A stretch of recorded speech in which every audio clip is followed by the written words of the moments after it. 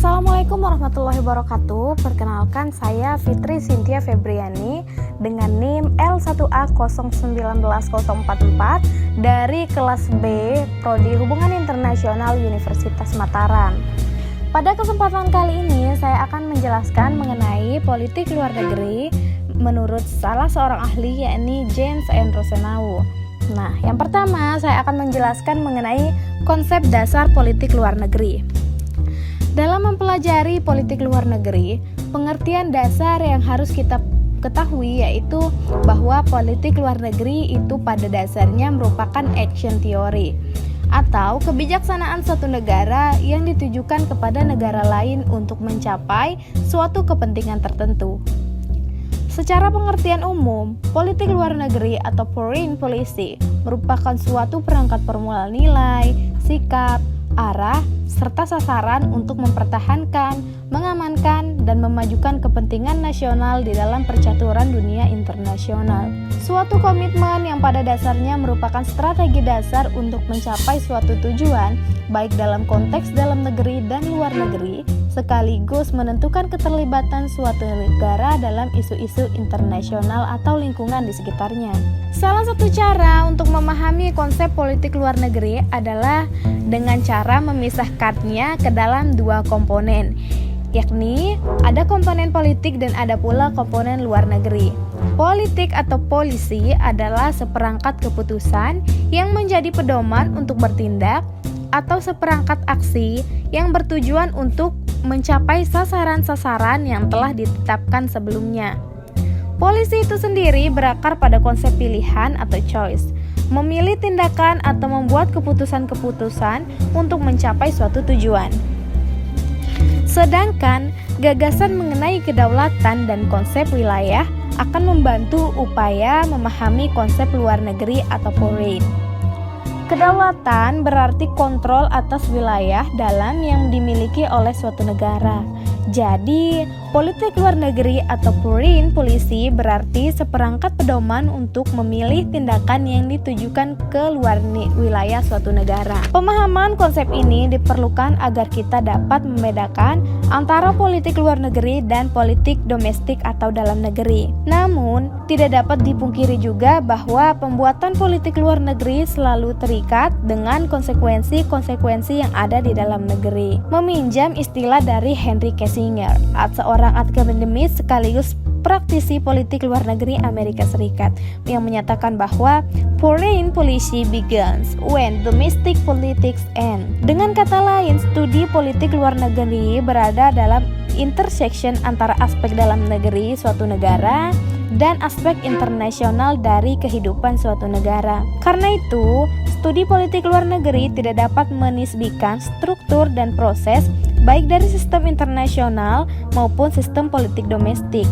Dari pernyataan tersebut, sulit bagi kita untuk memisahkan antara politik luar negeri dengan politik dalam negeri.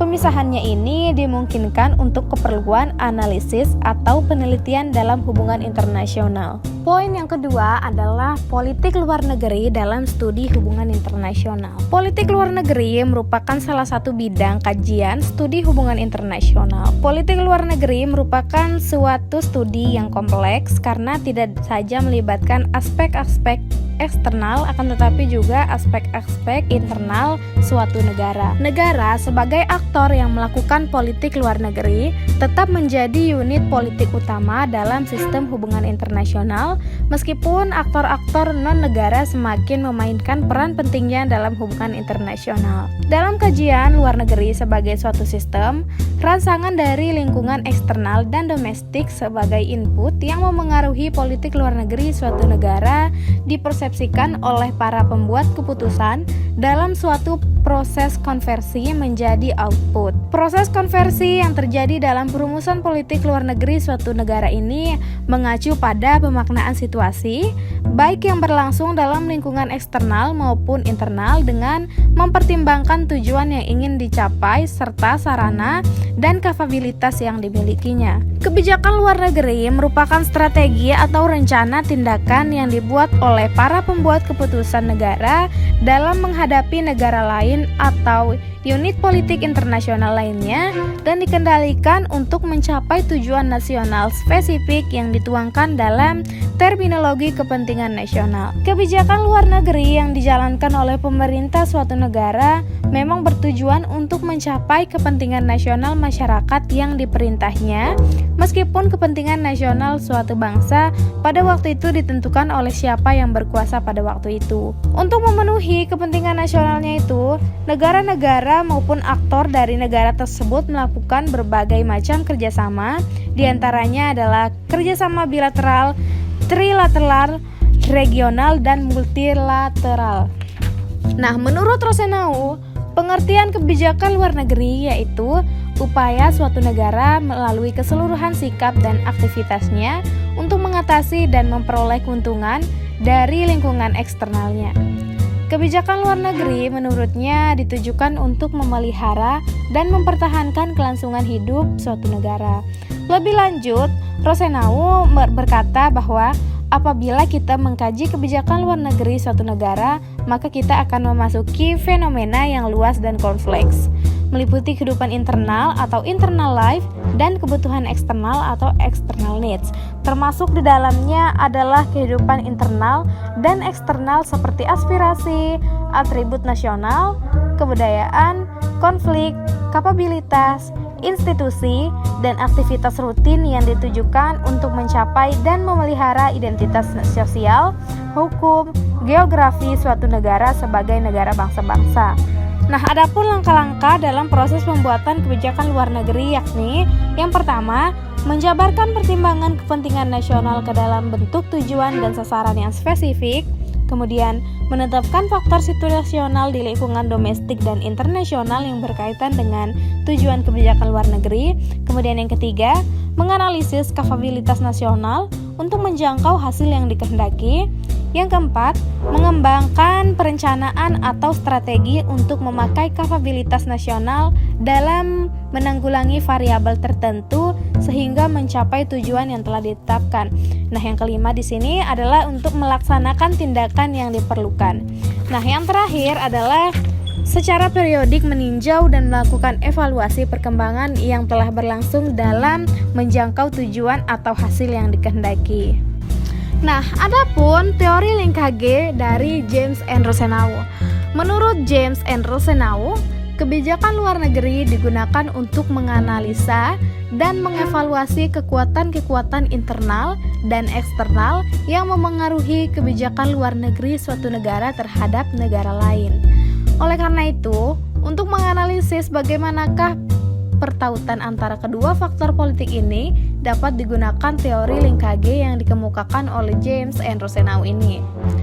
Di samping faktor politik domestik dan eksternal internasional tersebut, menurut Rosenau, terdapat pula variabel individu decision maker seperti kepala negara dan kepala pemerintahan, khususnya mengenai image, persepsi, dan karakteristik pribadinya yang menentukan corak politik luar negerinya.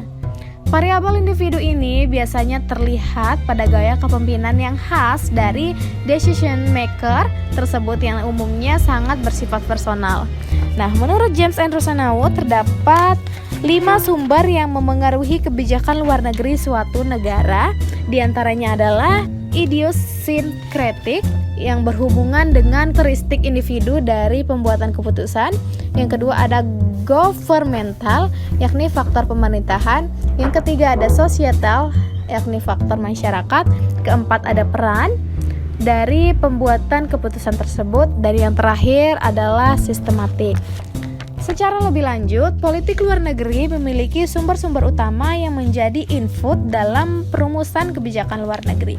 Nah, yang pertama ada sumber idiosyncratic, yang merupakan sumber internal yang melihat nilai-nilai pengalaman, bakat, serta kepribadian elit politik yang memengaruhi persepsi, kalkulasi, dan perilaku mereka terhadap kebijakan luar negeri. Yang kedua, ada sumber sistemik, yaitu sumber yang berasal dari lingkungan eksternal seperti hubungan antar negara, aliansi, dan isu-isu area. Sumber yang ketiga adalah sumber masyarakat.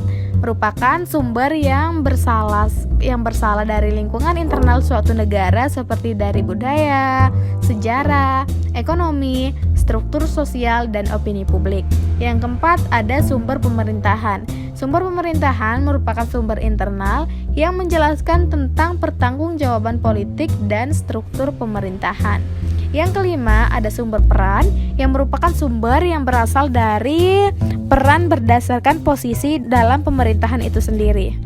Nah, penjelasan tadi merupakan penjelasan terakhir saya pada kesempatan kali ini. Apabila terdapat kesalahan, mohon dimaafkan karena kesalahan tersebut murni datang dari diri saya sendiri. Apabila ada kelebihan, maka itu datangnya dari Allah Subhanahu wa taala. Demikian penjelasan dari saya. Wabillahi taufiq wal hidayah. Wassalamualaikum warahmatullahi wabarakatuh.